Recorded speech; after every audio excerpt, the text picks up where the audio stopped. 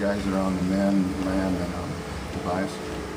Both are still getting treatment and rehab, kind of assessing them on a day-to-day basis.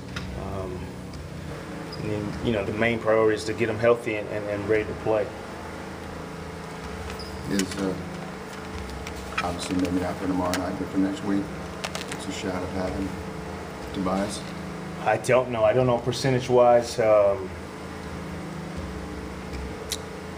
don't know percentage-wise. I think it's really a day-to-day and see how his body's responding.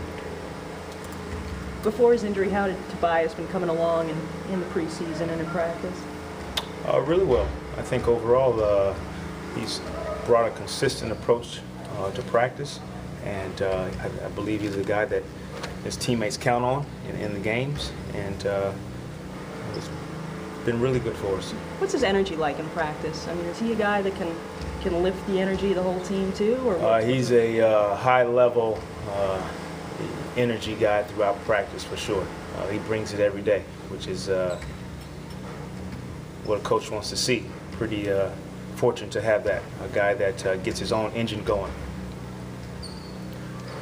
In the NFL, you hear about, and in college football, your coaches during the offseason, months ahead of time, game planning for the regular season opener. At what stage do you start game planning for game one, and then since it's the next day, game two? That makes it a little interesting. Well, I'll start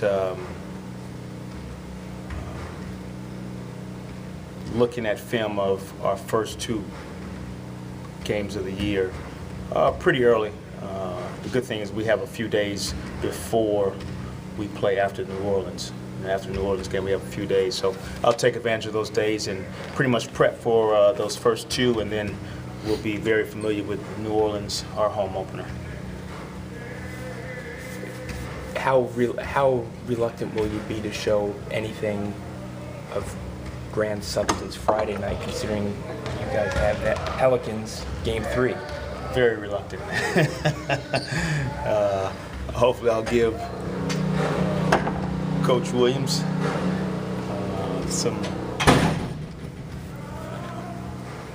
go with a deceiving plan and just do things just so he can prepare for it when they have to play us.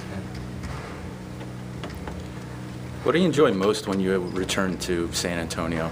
Whether it's people you see or things that you like to do there? Great Mexican food. Definitely number one on my priority list as soon as I land. Great chips and salsa. What else did I have this time? Duck tacos. Excellent. Mexican food. Plenty of places to go to. With Victor, with the season almost ready to start, Victor at point guard, what have you seen, and what have you guys sat down with him and filmed and showed him? There's so many decisions that go on throughout the course of the game when the ball's in your hand. When to attack, when not to attack, gauging the pace of the game, situations in the game where there's getting shots at the end of quarters. It's a learning process for all our guys, and especially when the ball's in your hand, it's just more responsibility. Is that one of those things where you can show him this and this and this, and even on the floor, you can put him in these places, but until you go out there and actually do it, play through the mistakes, play through the good times, bad times, is that kind of where he's going to have to learn it? It's nothing like being able to physically do something on the floor, no matter how many film sessions he and I have or explanations on the floor. Just like any preparation, you can think you're a mechanic and read how to change oil, but until you change oil, you really don't know. You never change oil? Actually, my brother taught me how to. You got under there? I got a good older brother.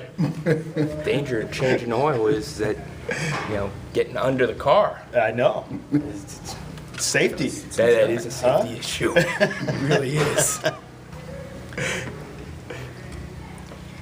Coach, last year after the Milwaukee trade, you ended up going with a 14-man roster the rest of the way. As far as this season goes, has Rob indicated that you'll have a full 15-man roster? I know, there's still the Hito situation to deal with, but will you have 15 with you when you go to Indiana? We'll talk about that. We'll get a chance to see everyone in this last preseason game, and then he and I sit down a little bit and see where we are as a team. Is it safe to say, piggybacking off Josh's question, that we'll see a lot of the fringe players get a lot of minutes against New Orleans on Friday? We'll have some of our,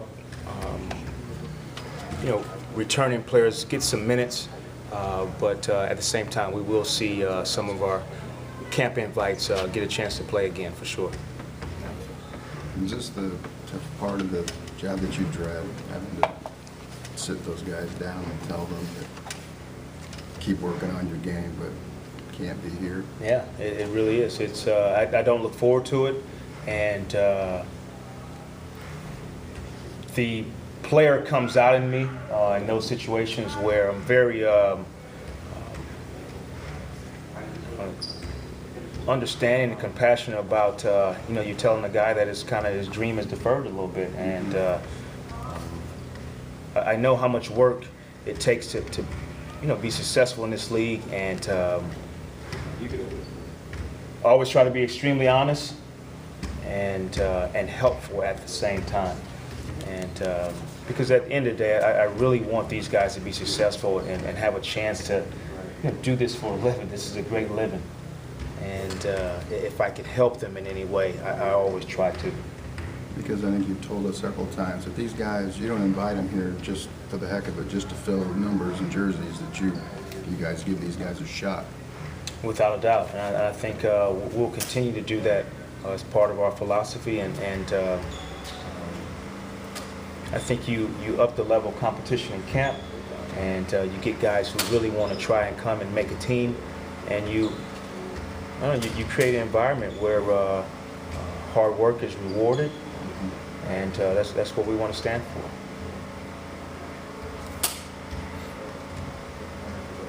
Everybody good? Thank you. Thanks, Coach.